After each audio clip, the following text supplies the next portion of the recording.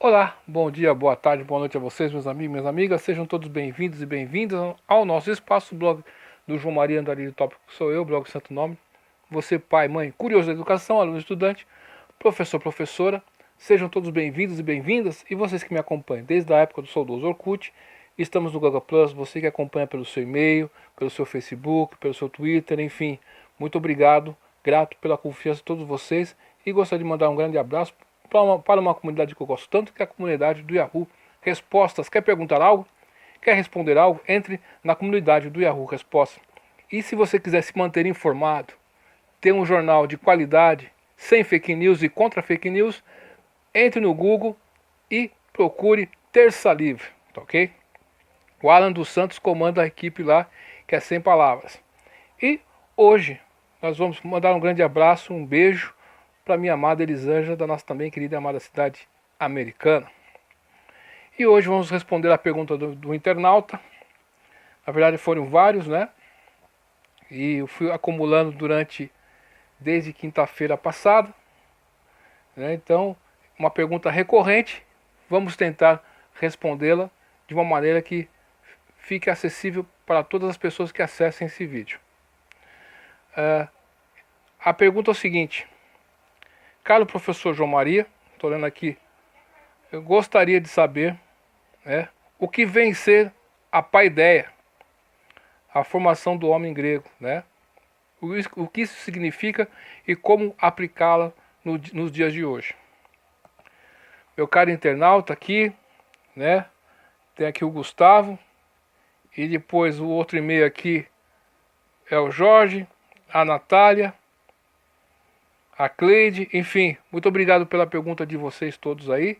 Possa ser que seja sua dúvida também, mas esse tema paideia é um tema muito importante dentro do ambiente escolar, do ambiente educacional, como também fora dele. Por quê? Porque os gregos, antes de mais nada, eles começaram a ver que a educação tinha que começar a ficar um pouco diferente. Porque em Esparta, né, a educação era voltada para a formação do guerreiro, certo? E eles começaram a ver que desde Homero, né, em Ilíada e Odisseia, um grande clássico que todos devem ler, fazem parte, esses clássicos de Homero fazem parte dos 100 clássicos universais que todo mundo deve ler antes de morrer, né? Um livro muito gostoso, saboroso, que começa a citar um pouco dessa educação paideia. Mas essa palavra paideia, não conseguimos trazer o significado, uma tradução equivalente.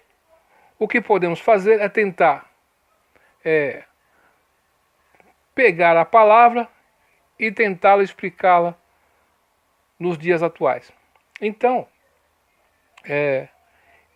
eles começaram a pensar a educação como uma maneira de criar o homem ou o cidadão perfeito, que participava da polis, né?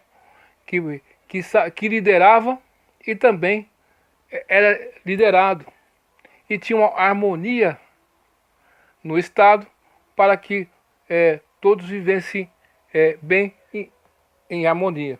Então, tinha aí a música no sentido de fazer composições, fazer poesias, recitar poesias, canções, a arte da dramaturgia, né? Da própria dança, de tocar um instrumento, né? Da retórica, a prática da argumentação, da matemática, das histórias naturais, das ciências naturais, por assim dizer, e da própria filosofia, enfim, o que veio mais tarde nos escritos dos padres da Igreja Católica, né, das 7 artes liberais, né? Então, nesse sentido, essa educação, quando eles começaram a conceber essa educação e pensar na educação da formação desse homem grego, pensar em todos esses fatores aí para fazer com que esse cidadão conseguisse se realizar na sua plenitude e tirar bom proveito da sua vida, em sociedade e da sua vida como indivíduo também, né? Então, nesse sentido, vemos que eles começaram a perceber que a educação tinha que ser concebida e sistematizada também, né? E, ao mesmo tempo, criou-se os liceus. Já viu? Você já deve ter ouvido essa palavra, liceu, né? Liceu e também os ginásios e as academias. Palavras muito usadas por nós hoje em dia. Academia, liceu, né? Na academia você aprender as artes da fala, da escrita, né? E na academia, no liceu, os ofícios, né? Por assim dizer. O artesão, essas coisas todas, e a cultura, a arte, a pintura. Tudo isso estava envolvido, né? Nos ideais da formação do homem grego. Nesse sentido, eles começaram a ver a importância. E desde então, vemos que a cidade saiu de uma condição e começou a ir para uma outra condição melhor, né? Os cidadãos e a sua população começou a viver melhor. Barcos melhores começaram a serem feitos, né? Construções como o Partenon e outros começaram, grandes construções começou a serem construídas. Então isso se deve a isso tudo. Então, nos dias atuais, podemos ver que, a Coreia do Norte e a Coreia do Sul, quando se separaram, lá pela década de 50, né, uma foi para o rumo socialista e o outro foi para o capitalismo. A Coreia do Sul começou a ver que eles estavam em frangalhos, né, e começou a pensar em educação, como que deve ser a educação de nossos coreanos e coreanas, né? E começaram a investir nisso, na educação e a qualidade da educação, dos professores, e para que a população tivesse acesso à educação. Então, chegou num determinado ano que 100% da população, né, coreana do Sul era alfabetizada. E depois começaram a pensar, começou a surgir os resultados, como a construção de indústria, de fábricas, de tecnologia, né, de alto valor agregado. Por que alto valor agregado? Quanto custa um quilo de tecnologia como um celular, por exemplo, ou um carro, né? Certo? Agora, quanto custa um quilo de banana? Então, o valor agregado do quilo da tecnologia é muito maior. Então, o Brasil peca nesses segmentos, né? Por exemplo, nós temos carros aqui coreanos, Hyundai, né? Qual outro carro coreano? O Kia, também coreano. Temos empresas como LG, Samsung. Então, tudo isso se deveu à formação e quando eles começaram a levar a educação a sério e refletir sobre os caminhos da educação e do seu povo. Sem abandonar as suas origens, porque uma coisa interessante que tem lá na Coreia é essa permanência do que foi bom do passado e essa harmonia com o futuro. E essa ideia foi se espalhando para a China, para o Japão. O Japão, depois da Segunda Guerra Mundial, que era aliado de Hitler, né? O que aconteceu? Uma bomba explodiu lá, 2 bombas, né? Nagasaki e Hiroshima, explodiu 2 bombas nucleares. O país estava arrasado. Começou a vir japonês para vários lugares do mundo, inclusive aqui no nosso país Brasil, né? E os japoneses começaram a ver na educação também esse fator. Aí começou a surgir empresas como a Honda, que nós temos aqui no Brasil, Toyota, né? Nissan, olha aí, LG não, Panasonic, né? Todas estas empresas, Mitsubishi, que tem alto valor agregado. Então, isso se deveu a quando o governo e as pessoas começaram a pensar realmente na educação do homem que vai participar da cidade,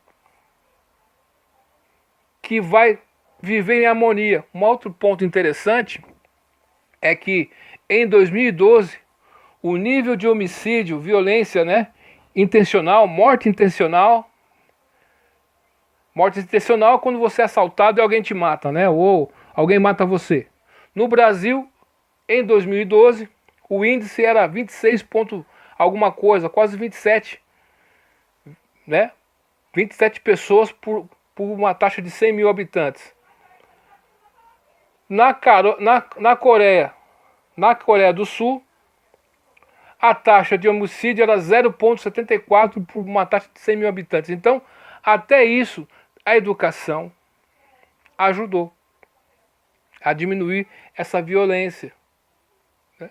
Então, a paideia é isso, é quando você tenta, né, discutir a educação, uma educação que o que se assemelha aqui no Ocidente é as 7 artes liberais, né, feitas na Igreja Católica na Idade Média. Então, isso foi o ápice da educação também, que melhorou muito e muito, né, as 7 artes liberais. Então, é importante que nós aqui no Brasil tomemos isso como lição. Você, meu amigo, minha amiga, que vai ser o futuro professor, futuro professora, o futuro pedagogo, matemático, geógrafo, enfim. A formação do professor, infelizmente, hoje, nos nossos dias atuais, está deficitária. Temos muita formação em ideologias, temos muita formação em muitas causas, e a verdadeira causa, que é você aprender a ensinar a sua matéria e bem, não está tendo foco nisso. Se perdeu-se o foco e a meta a ser alcançada na educação. Se perdeu de vista isso, né? Nós estamos discutindo em sala de aula muitos assuntos, mas o principal assunto, se o aluno aprendeu a ler? Não. Então, você está falando de vários assuntos que são importantes, mas o principal assunto é, o seu aluno está aprendendo? Ele está melhorando? E pensar a educação como na paideia é pensarmos que no Brasil, nos anos 90, e começou-se a vir de uns anos para cá, aquele pensamento de a progressão continuada. Então, o aluno, ele começou a ver que não ia repetir de ano. Então, a motivação se perdeu. Então, o objetivo que era bonitinho, o resultado final foi ruim. Se você segue uma receita de uma amiga sua, que te deu uma receita, ó Maria, eu tenho uma receita aqui de um bolo. Eu acho que vai dar certo. Você já fez alguma vez? Eu não sei, eu acho que eu fiz uma vez. Aí você pega essa receita e faz e não dá certo. Então você não vai fazer de novo, vai ter que mudar alguma coisa. Porque não deu certo. Você faz outra vez e deu errado. Então quer dizer, tem alguma coisa errada na receita. Não é verdade? Esse é o pensamento normal. Então, na educação, com tantos professores formados, com tantos pesquisadores que tem, com tantos doutores que tem, temos o MEC, e mesmo assim a educação está uma porcaria, essa que é a realidade. Então, e sem contar as maquiagens que fazem na educação, como tem um documentário que tem no nosso canal, né?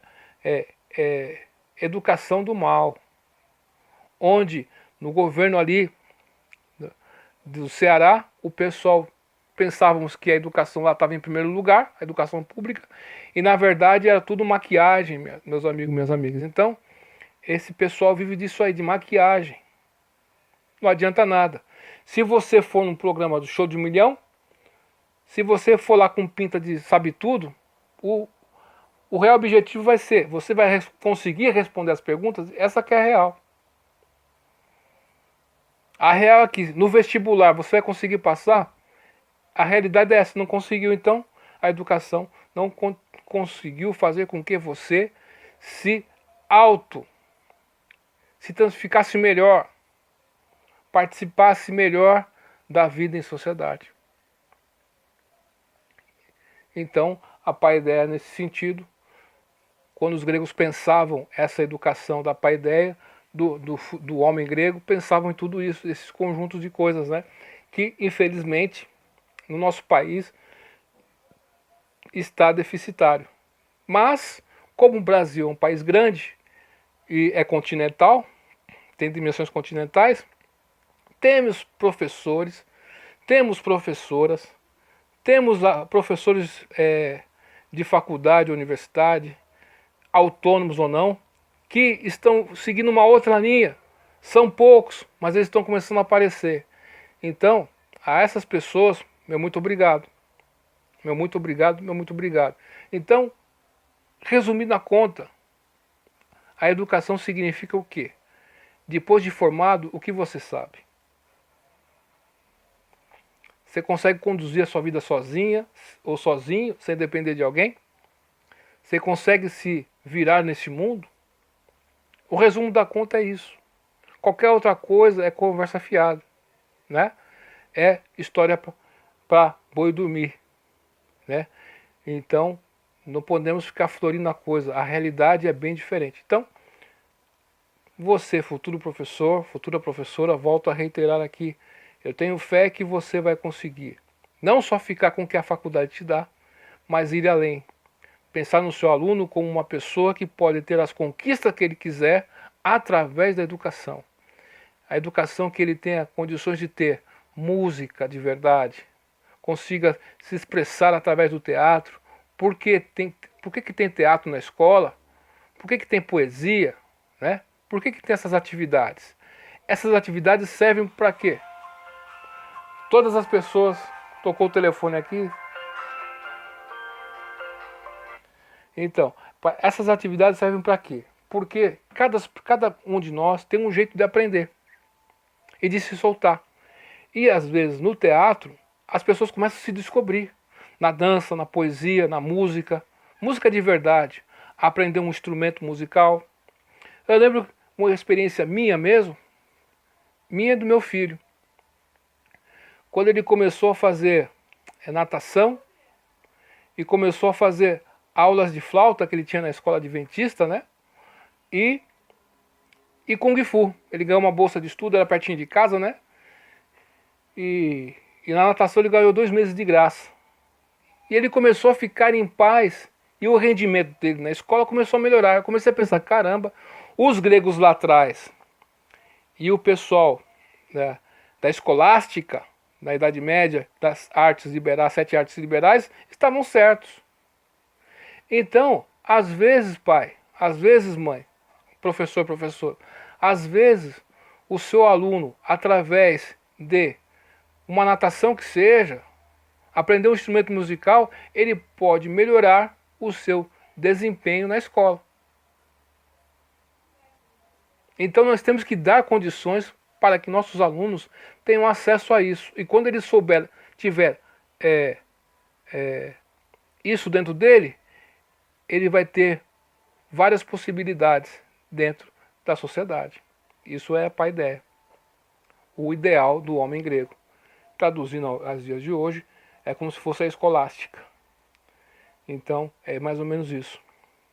Poesia, né? Harmonia, teatro, dança, coreografia, né? A retórica, a matemática, tudo isso vai fazer com que o ser humano consiga ver os seus potenciais, não é isso? Então, resumido é isso. Vimos aqui na Coreia o que era a Coreia e vemos o que se transformou a Coreia. A Índia, por exemplo, ela tem uma taxa de 100 mil habitantes de violência ali, pessoas que morrem, de 3 ponto alguma coisa, não chega a 3, não chega a 3. E olha que lá é um país populoso. Tem mais população que o Brasil, e uma área menor e é pobre. Por que é menos violento? Porque as pessoas têm uma tradição, têm uma cultura, e eles se expressam através da música também, e do canto. Quem canta, seus males espanta. É por isso que você já deve ter ouvido pessoas antigas falarem, minha mãe repetia uma frase sempre, mens-sano e in corpore sano. É uma frase grega, né? Quer dizer, mente são e corpo são. Se sua mente não está boa, cara, você vai comer, não vai comer direito, né? Parece que está comendo veneno, né? Então, é mais ou menos isso aí. Muito obrigado pela visita que vocês têm feito a esse canal. Leve o seu curso a sério, não fique só com o que a faculdade te dá. Se você tem dificuldade na língua portuguesa, você tem um calcanhar de Aquiles aí, tente melhorar nesse quesito. Tem cursinhos por aí, tem a internet, tem vários sites de professores que dão aulas gratuitas. Então, aproveite as oportunidades, que essas oportunidades podem ser o seu futuro lá na frente. Então, duvide de tudo, depois duvide da dúvida. Estude hoje, porque amanhã pode ser tarde. Até mais, tchau.